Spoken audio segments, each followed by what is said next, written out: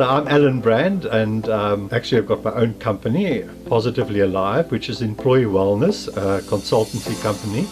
I also do a lot of wellness training for corporates right throughout the country, and big focus on HIV, of course, because of the fact that I am living with HIV since 1997. The creation of Positively Alive support network for HIV positive, gay, bisexual, transgender, men who have sex with men, as such, has really grown. It's astronomical. Started in 2010, and today we've got almost 800 members, and all over South Africa, sub-Saharan Africa, and in fact we've even got international members on this site. It's all online, free of charge, where people can join the network and get all the information.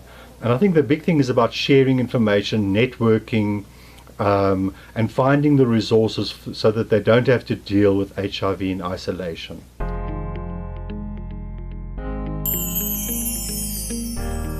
know, when it comes to internalized stigma, I always say that we always think, when we think of stigma and discrimination, we think it's going to come from external. Yes, there is maybe, but I honestly must say that in the many years that I've been living with HIV, the biggest stigma has never been the thing, how people look at me or what people say about me.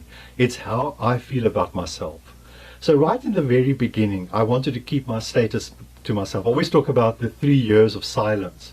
And those were the 3 years that led to me developing AIDS and being on death's door. And that's when the realization came that this is just not an option. And what I had to overcome was that internalized stigma. And the moment I began to open my mouth and say, but I am positive, and help me and teach me and tell me, you know what? Suddenly I got better. So the importance of overcoming that internalized feelings, those emotions, are so important.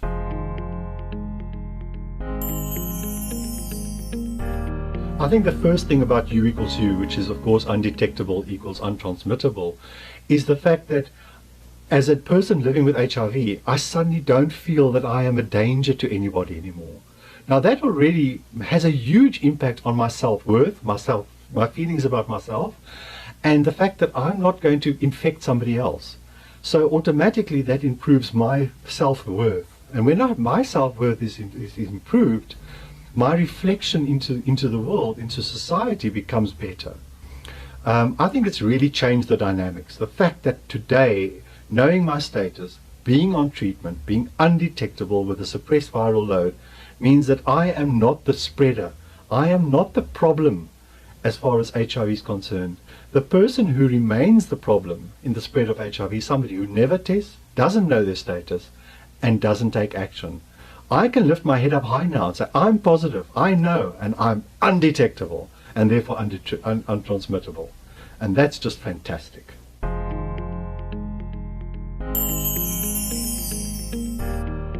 One of the things about being gay and getting old is the fear of loneliness. Having a partner, which I do, is very fortunate. But I know a lot of people that I support are not in that situation.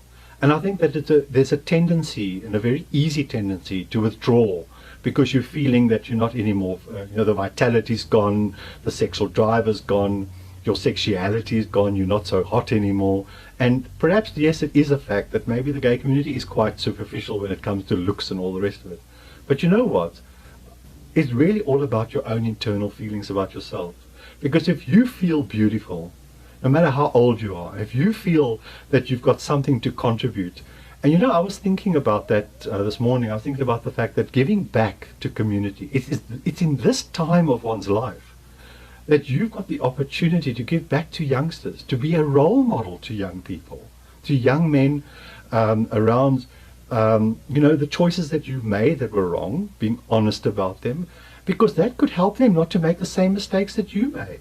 So what a wonderful opportunity. So instead of withdrawing, rather come forward, because your energy, your inner beauty now begins to shine. And we can forget about the little body that's fading, because if the body fades, so what? The mind is still kicking. And if your heart is in the right place, you'll surround yourself with loved ones and people that will actually lift you up and make you feel young again.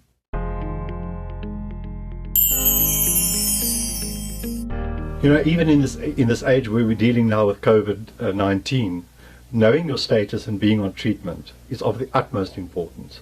Because if you're managing by knowing your status, taking treatment, you're giving your immune system the chance to recover, because the virus is under control, it's suppressed, and therefore you're enabling yourself to live a healthy life, and you'll probably die from old age. I mean, here I am, 61, and when I was diagnosed HIV positive right back in 1997, the expectation was a few months of life.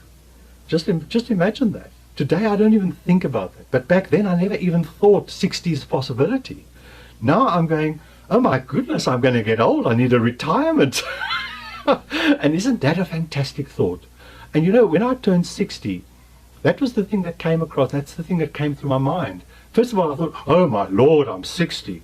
And then I said to myself, good grief, I'm 60. I never thought I'd reach 60. And that in itself just brought about all that overwhelming sense of what a blessing, just because of treatment. So I really want to encourage people, even if you've defaulted, go back, access treatment. If you haven't started treatment yet and you know your status, then now's the time. Because of COVID-19, you have a better chance of survival. Because of HIV, you've got a better chance of survival. And like me, you can get to an old toppy. I'm Alan Brand. Shine on.